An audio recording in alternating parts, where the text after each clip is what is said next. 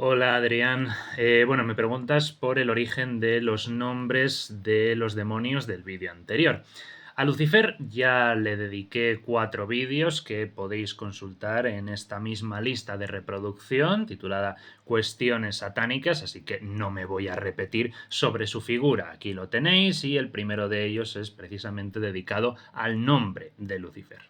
Mamón viene del arameo mamoná, que es un término empleado en el Nuevo Testamento para referirse al dinero, la riqueza material o a cualquier entidad que prometa riquezas o que se asocie con la avaricia o la búsqueda codiciosa de esas riquezas, ¿no? Tanto en el Evangelio de Mateo como en el de Lucas, Jesús dice, en griego, no podéis servir theoi kai mamoná. Esta frase se ha traducido tradicionalmente como no podéis servir a Dios y a las riquezas o a Dios y al dinero, pero en la Edad Media el término mamoná de los evangelios fue personificado como Mamón y a veces incluido entre los 7 príncipes del infierno conforme a la demonología medieval. En el siglo IV, padres de la Iglesia como Gregorio de Nisa, Jerónimo de Estridón o Juan Crisóstomo personificaron la avaricia en Mamón y así Mamón se convirtió a lo largo de la Edad Media en el demonio que personificaba la riqueza y la codicia. De esta manera, Pedro Lombardo en el siglo XII escribía: las riquezas se llaman con el nombre de un diablo, a saber, Mamón, porque Mamón es el nombre de un diablo con cuyo nombre se llaman las riquezas según la lengua siria.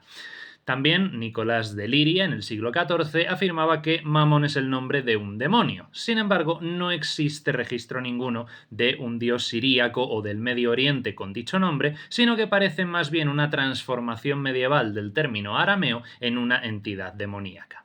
Asmodeo, en hebreo Asmodai, aparece en el libro de Tobit o libro de Tobías y de ahí pasó al Talmud, a la literatura apócrifa, a la historia de profetas y reyes del autor musulmán Al-Tabari y a la demonología cristiana medieval. Se considera que el nombre viene del avéstico Aesmadeva, es decir, el demonio de la ira, que pasó al griego del libro de Tobit como Asmodaios y al hebreo del Talmud como Asmodai. En el libro de Tobit, Asmodeo mata a 7 maridos de Raquel en sus respectivas noches de bodas, evitando así la consumación del matrimonio. En el Talmud, Ashmedai tiene un carácter menos maligno que en Tobit, apareciendo como un tipo más o menos divertido, pero se parece a su contraparte en Tobit en el hecho de que dirige sus deseos primero hacia Betsabé y luego a las esposas de Salomón, quien lo engañó para que construyese el templo, entre otras leyendas que más tarde pasaron a la literatura apócrifa judía y a la tradición islámica.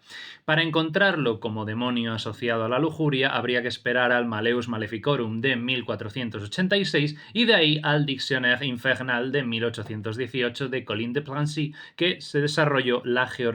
esa jerarquía infernal y su iconografía. El nombre de Leviatán significa en hebreo enrollado y la tradición judeocristiana lo ha imaginado como una gran serpiente marina o una criatura parecido a un dragón, eco de criaturas semejantes de la mitología del antiguo Oriente Próximo, tales como Tiamat, Lotán, Tanim, Temtum o Iliyunka. En la Biblia aparece mencionado en los Salmos, en el libro de Job y en el libro de Isaías, y también lo menciona el libro de Enoch. También es mencionado por Rashi y el Talmud, y en la tradición cristiana con Jerónimo de Estridón en el siglo IV se convierte en un trasunto del diablo en ecos con la imagen de la serpiente de Adán y Eva y el dragón del Apocalipsis. Para el siglo XVI, el teólogo Peter Binsfeld, del que ya hablamos en el vídeo anterior, lo clasificó como el demonio de la envidia y lo sitúa como uno de los 7 príncipes del infierno, un aspecto que retomaría Antor Sanzor-Lavey en su Biblia satánica de 1969.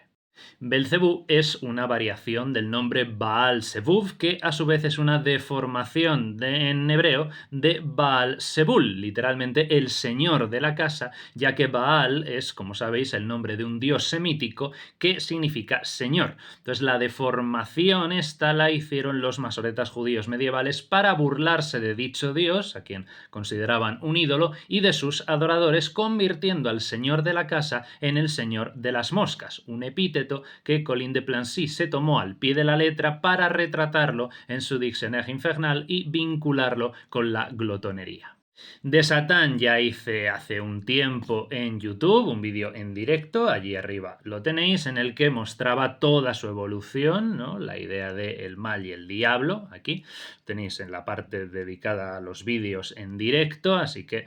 ahí analizo toda la figura de Satán, la palabra, desde el texto bíblico hasta nuestros días, así que de nuevo no voy a repetirme.